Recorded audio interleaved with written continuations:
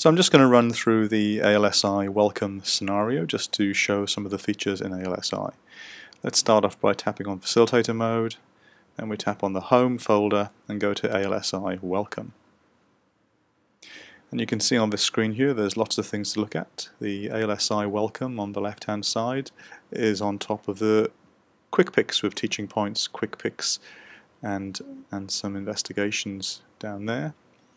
The central sliders are just the numbers on the screen, and if we just move those up and down, see that moves quite easily, but if I double tap on it, it goes back down to where it started.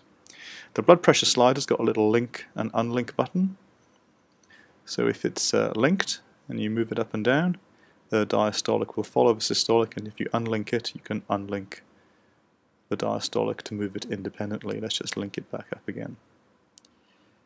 And there we go. So I'm just going to start off the scenario and see how we get on. These text boxes are quite clever. You can tap on them and it'll go green. If you tap on Enable Logging on the right hand side and you view the log, you can see it's already started to create a log of what's actually happening here. Just exit that for a second. If I tap on Hold on the box though, you can add a little comment such as was not done, was not given, or even add a text to it. Let's put wrong in dose, done. And if you view the log now, you can see that it will add those comments to that log. So really useful if you want to keep abreast of what's happening in a scenario. Here are the Quickpicks, and they're quite clever little boxes. You can just tap on these boxes and it goes to whatever state it's in. We can do clever things like trending, so if we tap on that on the next box, you can see that the numbers in the sliders will change, but they will change gradually, as if moving along a path, and get to those numbers gradually. You can do this manually as well, of course. You can move, say, the heart rate up and adjust the trend time along this at the bottom of the screen here. We can do it for 10 seconds, press go. We can alter the saturations. Let's alter that over, say, 30 seconds and press go. And you can see we can do multi-parameter trending quite easily. We can change the rhythms, the ECG waveforms themselves. Let's go up to an atrial tachycardia. And we can also allow the boxes to jump. So, for instance, in the next box it will go to asystole and then it will go to sinus after 3 seconds. That's to mimic, say, giving a dose of adenosine. So we're going to tap on the next Quickpick now. It'll stay there for 3 seconds, and it'll jump to sinus. We can add more waveforms onto the student screen by tapping on this box here, so they will all be displayed on the student screen.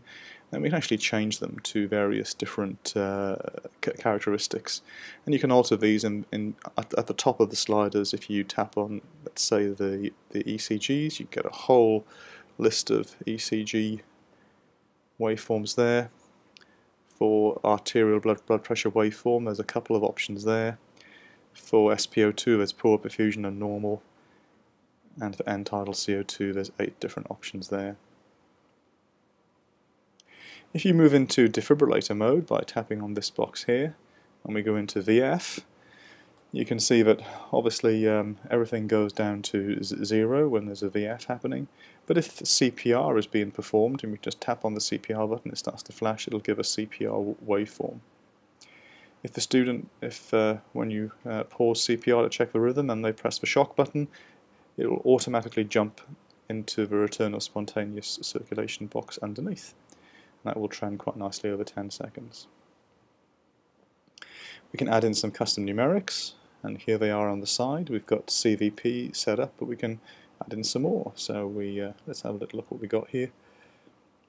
We can add in an ICP measurement.